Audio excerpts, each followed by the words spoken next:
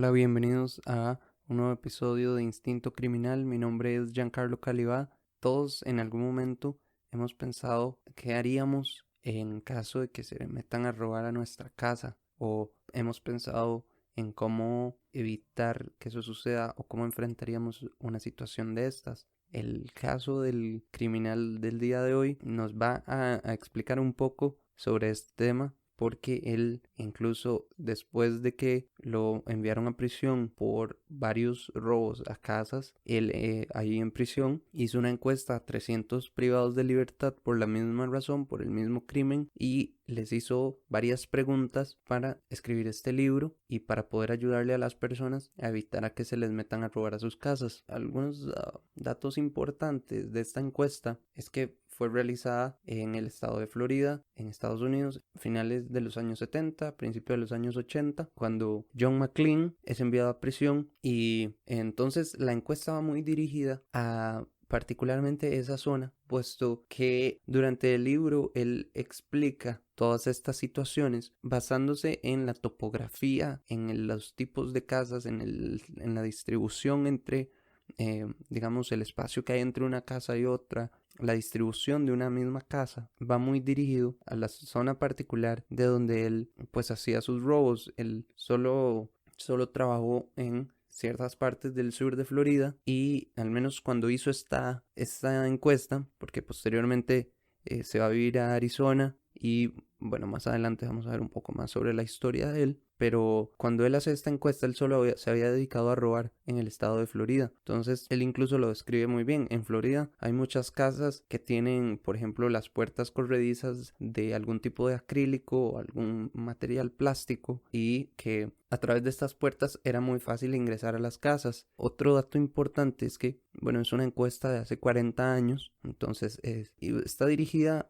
a esa zona particular y también en ese momento, porque él habla de las marcas de las alarmas y de otro tipo de detalles que pues eran de ese momento particular, y el libro no ha sido actualizado en cuanto a ese tipo de detalles, por ejemplo el tipo de alarma que existen hoy y demás, que pues eso ya será un tema para otro momento, porque John Arthur McClane es nuestro tema del día de hoy. John Arthur McClane le robaba a los ricos porque él quería llevar su estilo de vida, comprando mansiones de lujo, helicópteros, aviones, carros deportivos, lanchas de alta velocidad, y esto pues sí, él logró tener mucho dinero debido a los robos a casas de personas adineradas, y logró llevar ese estilo de vida por algún tiempo en los años 70. Posteriormente, él rompe una de las reglas, que es no trabajar con ningún compañero en la escena de un robo, y rompe esta regla, y bueno, supuestamente esto es lo que le causa a él que lo envíen a prisión la primera vez. En el año 1979, que es cuando él decide hacer esta encuesta para ayudarle a las personas por medio de un libro evitar robos a sus casas, o intentar en la medida de lo posible evitar los riesgos o las probabilidades de que un ladrón entrara a su casa debido a ciertos juegos mentales o psicológicos que él nos describe durante el libro, de forma que disuade a los ladrones con ciertos juegos que vamos a ver un poco. Antes de continuar, si alguien está interesado en leer el libro, se llama Secretos de un Super Ladrón, Secrets of a Super Thief. Está en inglés y yo se lo puedo compartir al que guste. Está en inglés, entonces lo podemos traducir ahí. Me escriben y podemos hacerle la traducción. Ahí vemos cómo hacemos. Pueden escribir por cualquiera de las redes sociales: Facebook, Instagram, Twitter, o también por medio de la página web instintocriminal.com, donde también ya pueden revisar los blogs que estamos publicando. Entonces veíamos, él hace una serie de preguntas a los privados de libertad con el fin de determinar qué son esos disuasivos psicológicos que pueden alejar a un ladrón de una casa y que lo haga decidir ir a la siguiente, a la puerta de la par, o a que se vaya a otro barrio. Vamos a ver algunos de esos disuasivos psicológicos que tal vez nos pueden funcionar en nuestros hogares, más ahora que pues estamos más tiempo en nuestras casas y es importante tener una buena seguridad. Arthur McClellan abre la presentación del libro, en la contraportada, Arthur McClelland, un detective de la policía de Fort Lauderdale, quien trabajó en el caso de John Arthur McLean en su primera captura, lo describe de la siguiente manera. Él dice: la primera vez que entrevistó a John McLean, este le dijo: admitiré todo si están de acuerdo en no presentar los cargos, hacemos equipo y vamos a decirle a la gente cómo protegerse de robos a sus casas. Un tipo muy inteligente, con un coeficiente intelectual de 167 y bueno, a pesar de que la policía no le aceptó este trato que él les propuso, él igualmente hizo la encuesta a los otros privados de libertad y publicó este libro para ayudar a las personas a evitar ser víctimas de robos en sus casas a través de estas técnicas. En uno de sus últimos golpes, que fue en el año 1979, logró robar $1 millón en joyería a una heredera de la compañía Johnson Johnson y fue uno de sus últimos golpes antes de que lo capturaran. También Arthur McClelland, el detective de la policía de Fort Lauderdale, lo describe como un super ladrón, un genio de la electrónica y que nunca cargó un arma. Él fue un ladrón. De hecho, esta es una de las preguntas que él hace en la encuesta a los otros privados de libertad, que si utilizan o han utilizado armas durante los robos a las casas, y el 50% responde que sí llevaba armas y el otro 50% no. Entonces es interesante porque él nos hace una diferenciación entre lo que en inglés se conoce como burglar y un robber. Entonces un burglar podemos decirle que es un ladrón, mientras que un robber es un asaltante. Es decir, la diferencia podemos verla de forma muy sencilla. El ladrón, el burglar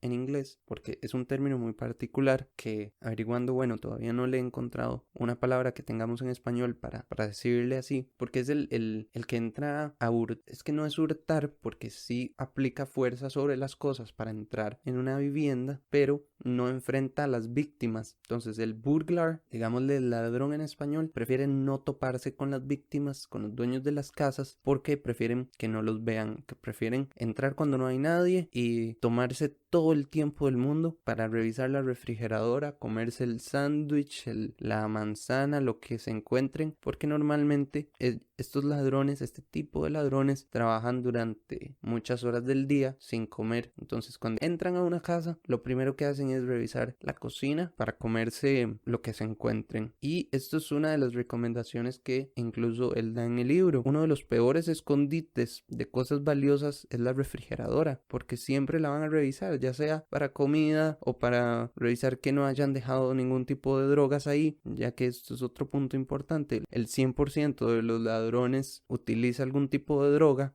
entonces vemos que es un factor determinante. Entonces la refrigeradora es un mal escondite para cosas de valor. También dice el libro que John McClelland en su carrera logró tener $133 millones en 2.000 allanamientos a casas, es decir, en alrededor de 2.000 robos. Él logró ese patrimonio de $133 millones con los cuales pudo comprar una gran mansión, tuvo helicópteros, aviones, lanchas, carros deportivos, lograba monitorear a los radios de las policías con sus aparatos electrónicos gracias a esta capacidad adquisitiva que él tenía, y incluso dicen que se podía meter a las redes de los objetos robados de la policía. Entonces él sabía si habían reportado cierto artículo para él determinar si lo vendía o si hacía lo que él quisiera con ese objeto. Entonces un tipo muy meticuloso y muy dedicado a su trabajo, según lo que él explica en el libro.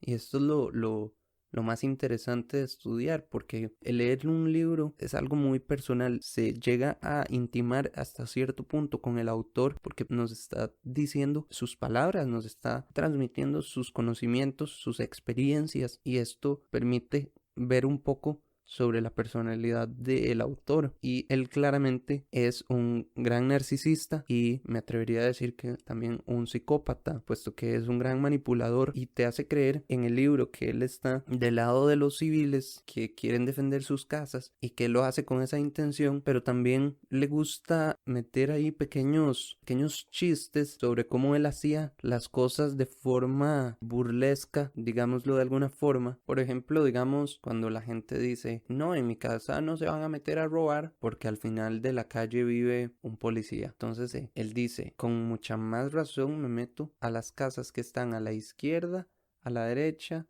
y al frente del policía. Y cuando he saqueado esas casas, le dejo una nota pegada en el parabrisas de la patrulla, porque allá se acostumbra que los policías se lleven la patrulla para su casa. Él dice, le dejo una nota pegada en el parabrisas diciendo, seguí con el buen trabajo. De una forma muy burlesca, él lo planta también en el libro. Entonces deja ese sinsabor que también más adelante vamos a ver cómo vienen a revelarnos quién es realmente John McClane, que no solamente fue un ladrón de casas, sino que también él, según mi parecer, él con este libro, en su primer periodo en prisión, estaba intentando ocultar algo más grave que simplemente unos robos a casas sin que nadie se diera cuenta. Los contenidos del libro los divide en 10 capítulos, es un libro corto, son 100 páginas, yo me lo leí en 2 días, si uno le pone ganas, se lo lee en un día, en un par de horas, y es muy interesante todos los datos que él brinda alrededor de cómo ve un ladrón sus objetivos, sus lugares a atacar. Entonces, el capítulo número 1 del libro dice conocer al enemigo, lo cual es muy importante, que quién es el que quiere meterse a la casa, cómo lo va a hacer, cuándo lo va a hacer, qué es lo que va a buscar. Eso es básicamente lo que explica en ese primer capítulo. El segundo, puertas, cerraduras, ventanas, como les decía al principio,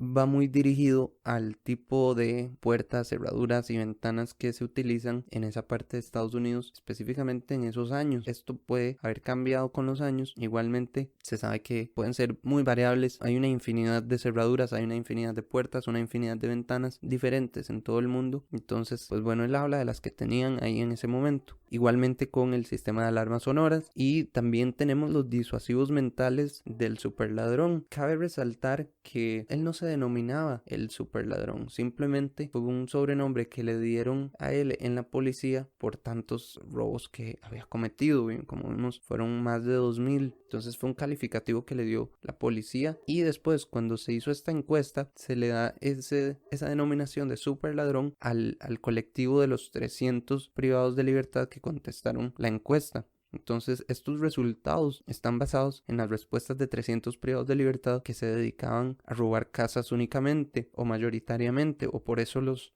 tenían privados de libertad. Es de primera mano la información de quienes mejor conocen ese fenómeno. Bueno, lo que plantea McClane es básicamente disfrazar el lugar con cosas que sean poco caras, y no solo esto, sino también otro tipo de pequeños detalles que vamos a ir viendo para que el ladrón prefiera moverse y no meterse con nuestro hogar. Habla de el encierro, tener una fortaleza de hogar, lo único que hace es llamar más la atención de los ladrones, y dicen, ok, si esta casa tiene todos esos portones, todos esos candados, es porque algo está protegiendo. Volvemos a la observación que hice sobre que esto está dirigido a las casas que hay en esa zona específicamente. Como sabemos, en Costa Rica y en muchos países de Latinoamérica, el vivir en una casa con portón y con candados y con cadenas en muchos casos es lo normal, porque acá la criminalidad tiene otro comportamiento, y bueno, esto también fue hace 40 años. En esos 40 años también ha evolucionado el fenómeno del crimen y pues se ha vuelto más recurrente. Igualmente, aquí hay unos números muy interesantes de observar de cómo él les pregunta a los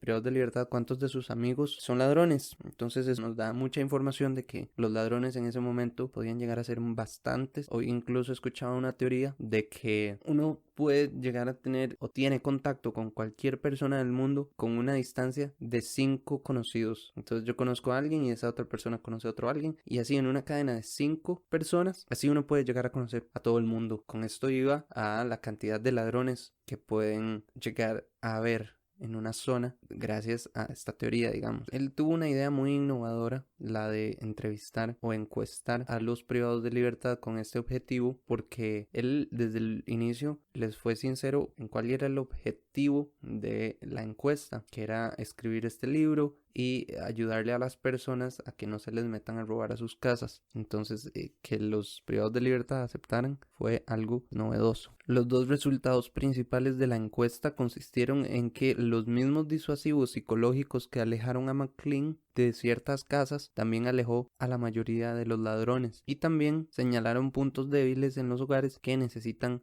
mejor protección. Nuevamente, refiriéndose al tipo de casas, a la distribución entre casas, patios, entradas, garajes y todo esto, toda esta distribución, tanto de una casa individual como la distancia entre casas, es lo que ellos hacen referencia, porque es lo que conocían. Entonces, tal vez un ladrón de estos en un país latinoamericano, tal vez no le iría tan bien o no le sería tan sencillo entrar o en una zona de una ciudad, por ejemplo, donde las casas son apartamentos en edificios, qué sé yo, eran ladrones de su zona. Él divide a los ladrones en 4 subcategorías, que es el ladrón aficionado, el autoproclamado profesional, solo un niño y el profesional extremo. Este es del que él más nos habla, que tenemos que preocuparnos. También las 9 reglas del profesional extremo: no enfrentar a las víctimas o dejar que nadie lo vea, no cargar armas de ningún tipo, no trabajar en horas fuera de las 6 a las 10 de la noche, que es cuando la mayoría de gente tiende a salir, no usar un vehículo para ir de un lugar a otro, mejor es que un conductor lo deje y lo recoja después de cada trabajo, no trabajar con nadie en el sitio del robo, no decir a los amigos sobre los robos, no olvidar usar guantes, no trabajar en horas con luz del día y no romper sus propias reglas. Estas son las 9 reglas que utilizaba McLean, pero en esta zona también había muchos ladrones que operaban durante el día, por ejemplo, los que se disfrazan de algún tipo de servicio de mantenimiento como el cable o la basura y aprovechan esa confianza para entrar a una casa. Normalmente lo harían durante el día, porque durante la noche no es tan común que se presenten este tipo de representantes o de personas de servicios. La primera pregunta de la encuesta, y es una situación que todavía hoy tenemos la discusión en el ámbito criminológico, es que si han aprendido de la vida en prisión cómo cometer más y diferentes tipos de crimen, y el 95% respondió de forma afirmativa. Además, el mismo porcentaje fue obtenido en la pregunta: ¿está de acuerdo en que un buen nombre para la prisión es la Universidad del Crimen? Entonces vemos que es una situación de siempre, el intercambio de información entre las personas que han cometido diferentes tipos de crímenes, todos aglomerados en una misma zona, en el mismo lugar, encerrados por años, van a intercambiar experiencias. No hay nada que se pueda hacer para evitar eso. A través de una breve explicación de cómo se robó un carro, ya el otro conoce la técnica, y vamos a ver, muy interesante también en los siguientes números, cómo la mayoría prácticamente que lo va a aplicar. El 95% dijo haber aprendido nuevas formas de crimen y el 70% afirmó que continuarían robando ya que conocían sus errores y no los cometerían de nuevo. Entonces el 95% dice que aprendió a cometer nuevos y diferentes formas de crimen, y se reduce un 25% a la siguiente pregunta de que si lo harían o de que si están dispuestos a seguir haciéndolo una vez que salgan libres de prisión. Hay una pequeña reducción, pero igual sigue siendo una gran mayoría. Y otro dato muy interesante que arrojó esta encuesta es las clases sociales de donde provienen los ladrones. Normalmente solemos encasillar en la motivación de necesidad a los ladrones que vienen de una clase baja, pero no siempre es así. Más bien es muy interesante ver que es una minoría. Se distribuye según esta encuesta: un 75% provenían de hogares de clase media, un 10% provenían de hogares de clase baja, un 6% provenía de hogares de clase media alta, un 5% provenía de hogares de clase muy pobre y un 4% provenía de hogares de clase alta. Los ladrones vienen de todos tamaños, colores, formas, clases sociales, etnias, nacionalidades y géneros. De todo tipo de ladrones hay. No podemos encasillar en una sola categoría a los ladrones. Llegamos a la pregunta de cuántos amigos eran ladrones. Entonces el 60% respondió que entre 1 y 5. El 30% respondió que entre 6 y 10 amigos eran ladrones. Un 6% entre 11 y 15. Y un 4% dijo que todos sus amigos eran ladrones. ¿Cuántos amigos pueden llegar a tener estas personas? Entonces aquí es donde yo digo,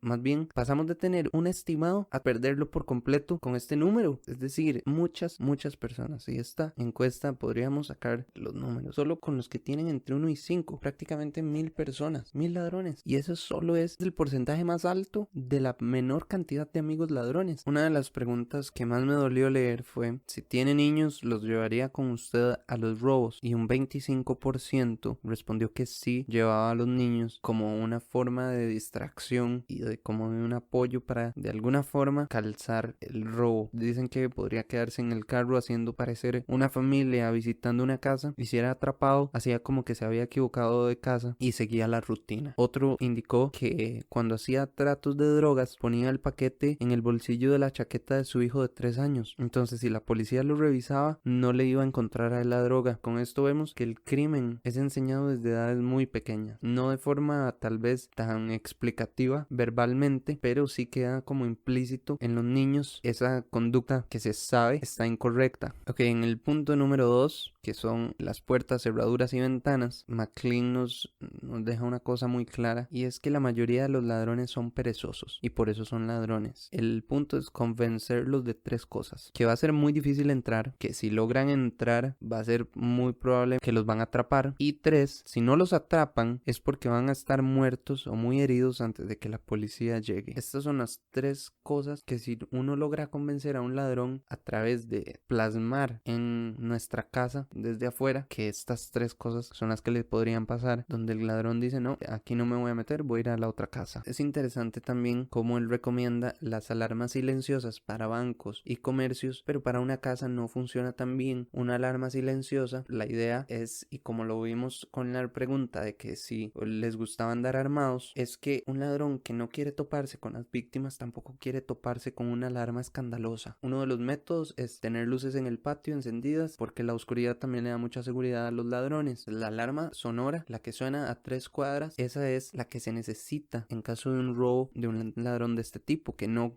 carga armas porque no quiere tener ese confrontamiento, y en la primera señal de problemas va a salir corriendo y van a ser segundos antes de que él ya haya corrido 1 kilómetro. Otra de las recomendaciones que hace McLean es, por ejemplo, el hecho de los perros. Los perros son un punto muy importante, porque puede ser incluso solo un cartel en la entrada, en el portón de la casa, que diga perro bravo, que sí, es muy viejo, pero también es importante que no se trata solo del juego mental de hacerle creer al ladrón que hay un perro cuando no lo hay, sino de decirle: aquí hay un perro bravo, y tener un perro bravo también, que pueda verlo. Cuando alguien se acerque al portón de nuestra casa, sale un Doberman, sale un Pitbull o un Rottweiler ladrando, eso es un disuasivo psicológico inmediato. Casi el 90%, creo, en esta encuesta respondió que le molestaban los perros o que le asustaban. Volvemos a los 3 puntos de los que hay que convencerlos: que si logran entrar va a ser muy probable que los agarren, ya sea un perro, ya sea el dueño, y de que si no los atrapan es porque van a estar muertos, o sea que el perro se lo pudo haber comido, o que va a estar muy herido por la mordedura del perro antes de que la policía llegue. El perro o el cartel del perro también ayuda mucho a disuadir al ladrón de entrar a una casa. Un punto muy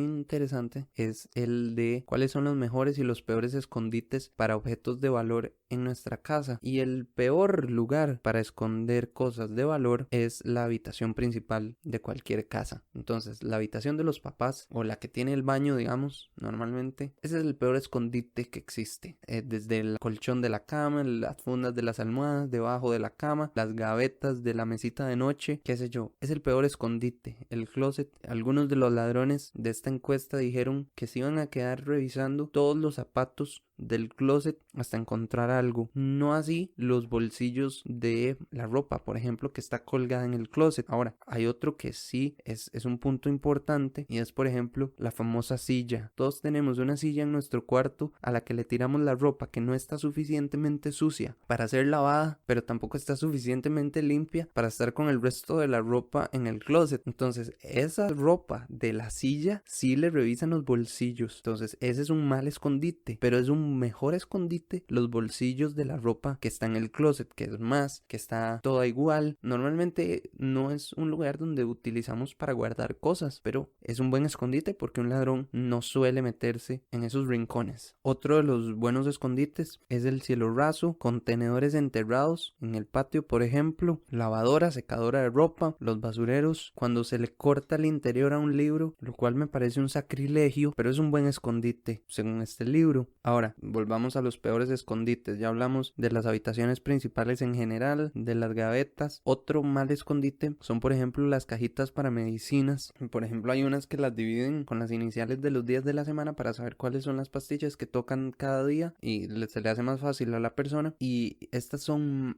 malos escondites porque, como ya lo mencionamos, la mayoría de los ladrones andan en drogas y lo primero que van a revisar son las medicinas para drogarse también con lo que encuentren ahí. Si hay un objeto de valor, ellos no van a dudar en tomarlo. El refrigerador, como ya lo mencioné, y los bolsillos de la ropa que dejamos en la silla. Ese es un mal escondite. Otro punto que él da en el libro es el horario estelar para los robos o para los ladrones. ¿Cuál es su momento favorito? Y la noche, que es la que prefieren los ladrones, es la víspera de Año Nuevo. El 31 de diciembre, cuando toda la gente anda de fiesta, se pone sus mejores ropas, están como con una guardia baja por todas las fiestas y demás, que es una mala idea. Si vamos a ir a una fiesta en otra casa, dejar por ejemplo algunas joyas en el escritorio del cuarto principal, como ya vimos que es un pésimo escondite, dejarlo a la vista no va a ayudar en nada. Importante no dejar objetos de valor en la víspera de Año Nuevo, cuando vamos a salir de fiesta o alguna reunión y vamos a utilizar joyería o qué sé yo, cosas de bastante valor. También él hace la diferencia entre el robo y el asalto, ¿verdad? El burglar y el robber, que es cuando te encañonan, te amordazan y te van a secuestrar, o pueden llegar a ser también violaciones o incluso asesinatos, son crímenes muy diferentes, buscan cosas distintas y en una medida distinta. Por ejemplo, McLean dice que nunca cargó un arma y que nunca nadie lo vio, pero ahora vamos a pasar a la parte que yo les decía que me parece que él quería tapar con esta encuesta, que fueron las violaciones que él cometió durante algunos de sus robos en los años 76 y 77, es decir, antes de que lo capturaran la primera vez, antes de que él creara esta encuesta y este libro que está público, donde él nunca menciona nada de esto. Por eso digo que me parece también un juego mental de parte suya el crear este libro, esta encuesta, con el objetivo de ayudar a las personas después de haber violado al menos a 2 personas, a 2 muchachas, que fueron por las que él más adelante se le logró condenar. Y hubo otro caso en el 81 cuando él ya estaba en prisión, que no fue manejada bien la evidencia y no avanzó ese caso, pero años después viene, creo que me estoy saltando más bien, una de sus estancias en prisión, porque cuando él salió la primera vez en el 87, se va para Arizona y ahí fue acusado de allanamiento de moradas cuando la policía atendió una llamada de emergencia y encontraron una peluca y otros instrumentos para los allanamientos y a McLean en unos arbustos cercanos, es decir, lo atraparon acechando una casa.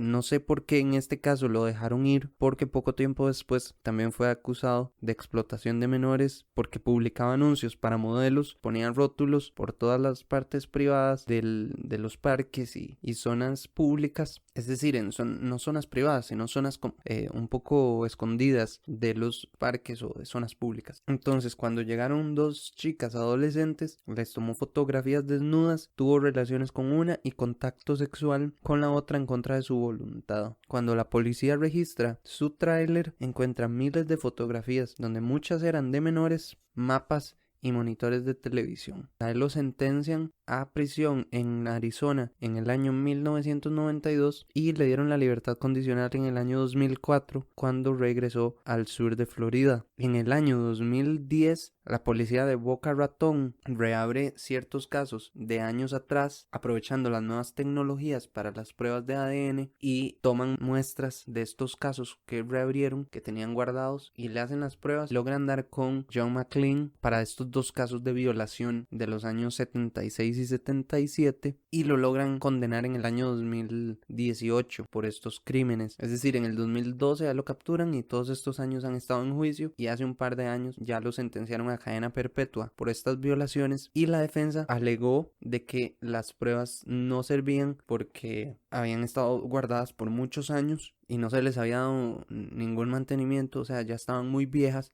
Bueno, esto no fue suficiente para el jurado y John McLean hoy está en prisión cumpliendo sentencia de por vida. Es un caso muy interesante, tiene mucha información su libro, pero como les digo, lo que a mí me parece es que él quiso jugar, como él lo menciona en el libro, un juego psicológico, un juego mental con las autoridades penitenciarias en los años 80. Para mí él quería tapar estas violaciones con acciones buenas como este libro, donde él se comprometió a ayudar a personas a evitar que se le metieran a robar a sus casas por medio de esta información, y al final la verdad salió a la luz, que era un violador y que tenía que pasar en prisión el resto de su vida, así tenga en este momento 70 y algo de años, en sus 70s, y que a pesar de que él hizo este libro, como les repito, si alguien está interesado, me pueden escribir a instintocriminalpodcast@gmail.com, también por medio de instintocriminal.com o por cualquiera de las redes sociales, Facebook Instinto Crimi Podcast, Instagram Instinto Criminal o Twitter Instinto Crimi, y yo con mucho gusto les comparto el libro. Les recuerdo que está en inglés, lo podemos traducir si es necesario, y nada, muchas gracias por escuchar, hasta la próxima.